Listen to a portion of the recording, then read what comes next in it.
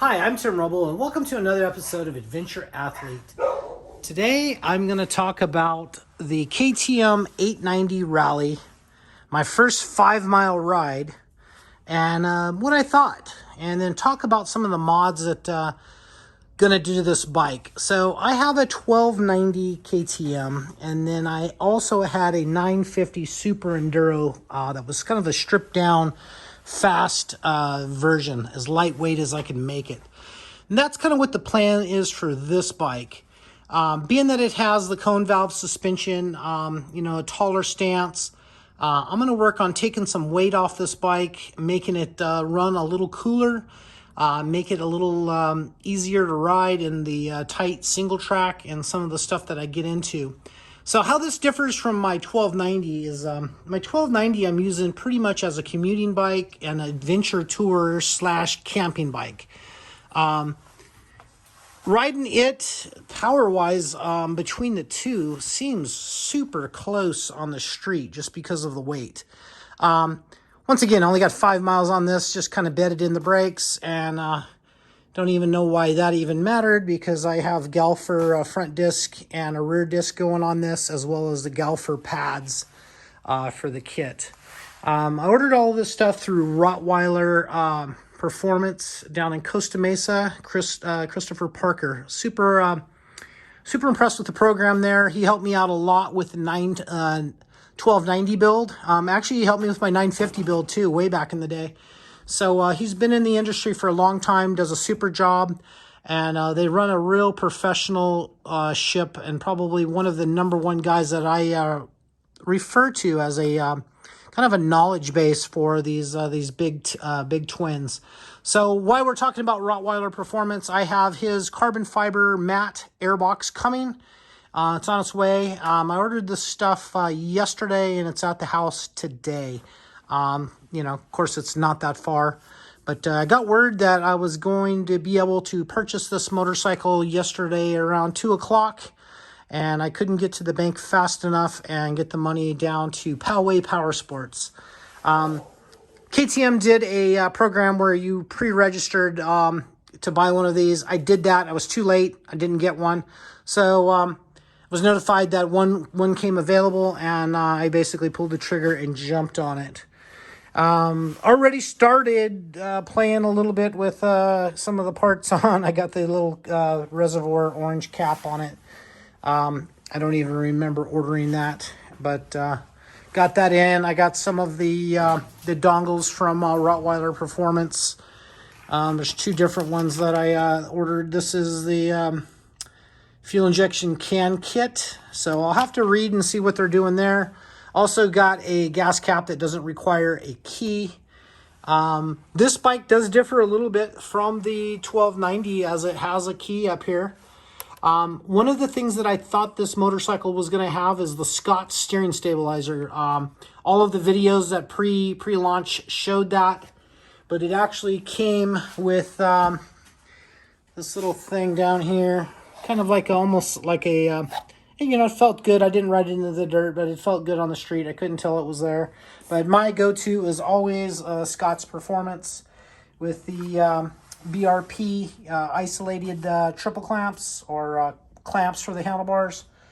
So I'll do that. What I like about those is they raise up the riding position. And these bars feel a little low and kind of a little like more swept back than I'm used to. Maybe it's just setup, because all the setup on the levers and everything is kind of flat and weird. I don't know who does that, but yeah, it's bike is coming 100% apart, and then I'll build it up from there. So surprised to see these tires on the bike. Everything you see from the videos and the launch release, these are the same tires that's on my 1290.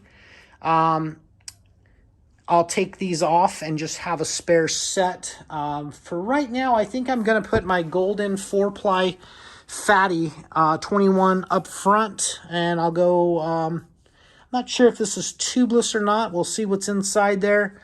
Doesn't look like I see a rim lock on that, so this might be a full tubeless system, as in a tubeless rim, not a tubeless system. You see up here next to the tires, I have tubeless liners in. So I'll have to see if that's a 1/6 in the front. Just got the bike in, got it up on the lift, and kind of getting ready to go. I also have a polyurethane skid plate coming from it. I want to say like AWP or AWX or something like that. Coming for it. I know that this little thing and the way I ride, that thing is probably 95 thousandths thick aluminum, and that's, you know, I could destroy that really quick in the first hour. Trail Tuck Voyager Pro, I run that on all my motorcycles. Thumbs up on that. I like to have that on. One of the things that I've read was a problem with the 790s is clogging mud up in this area. And I got this skeletonized little chain guard. All of the stuff in this order right here came from Rottweiler Performance. You can see right here I have the Recluse clutch for it, so I'll be putting that in. That just makes it a little bit easier for me to ride in the single track. And, you know, there's a lot of people out there that like to point the finger and say, well, if you just learn how to use the clutch. I know how to use the clutch. I ride trials. I got a trials competition coming up this weekend, where I'll be using the clutch all week long. But on these big bikes, and even on my 450 when I ride Enduro Cross or Extreme Enduro, it super comes in handy. And once again, on my 450, you see set up over here, I got the Recluse on that and left-hand rear brake.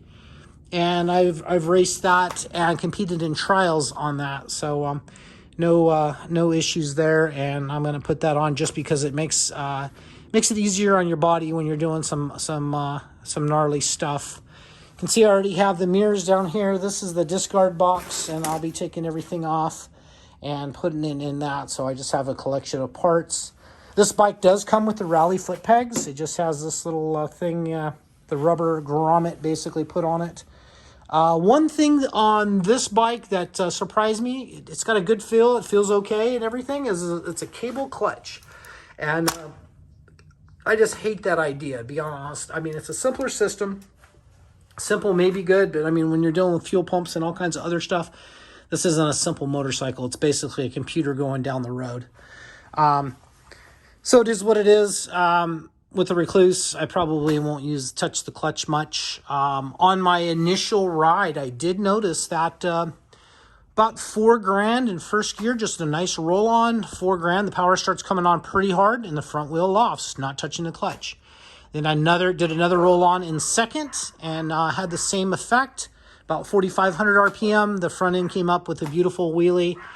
Click third, kept it up, put it down, and then I did a roll-on in third. The front end was light but didn't loft, and this is with a full tank gas.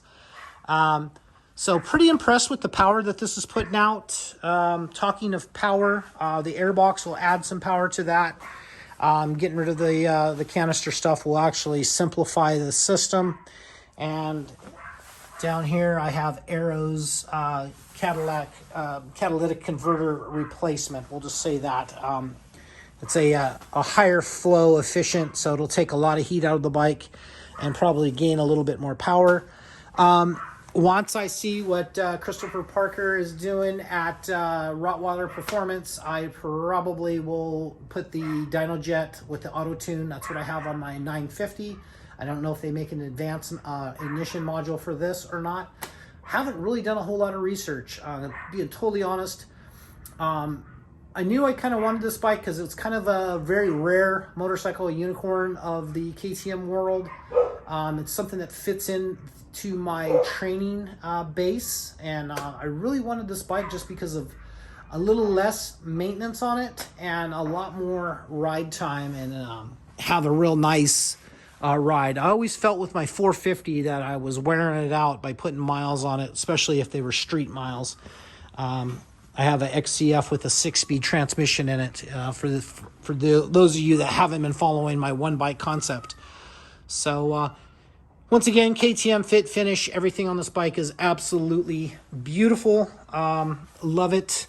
I'm so stoked to have it. Poway Motorsports down there pulled through and was able to get me one, and I'm so thankful for this. This is going to be a neat motorcycle to go out and really put some good hard, I'll probably do like 80 to 100 mile days.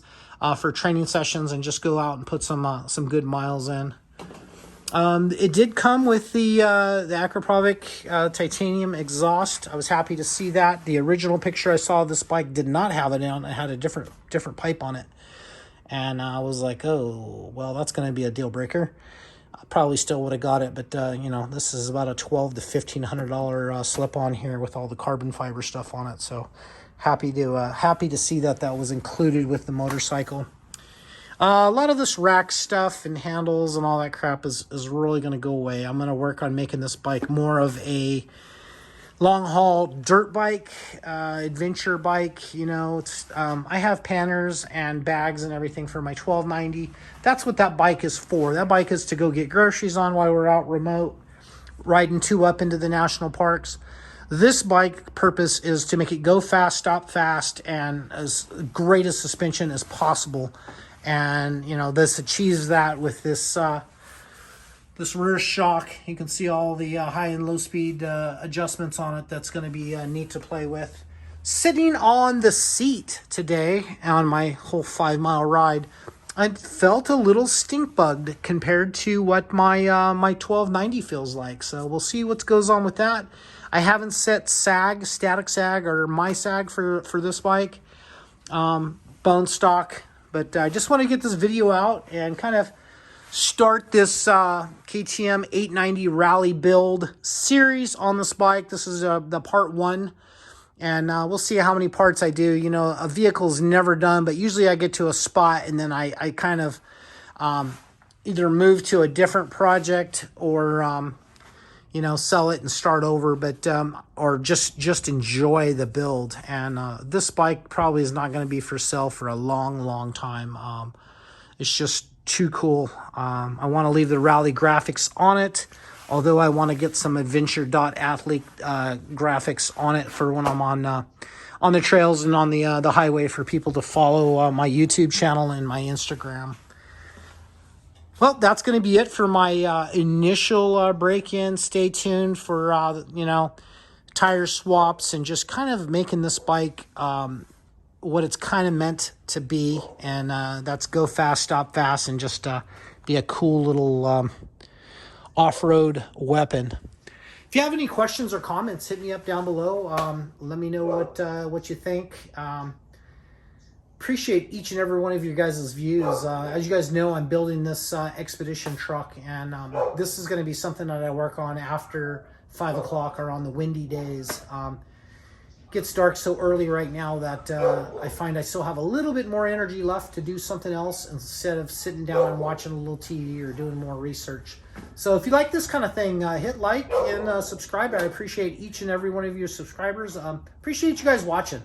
Thank you so much. I'm Tim Rubble, and I'll catch you here next time.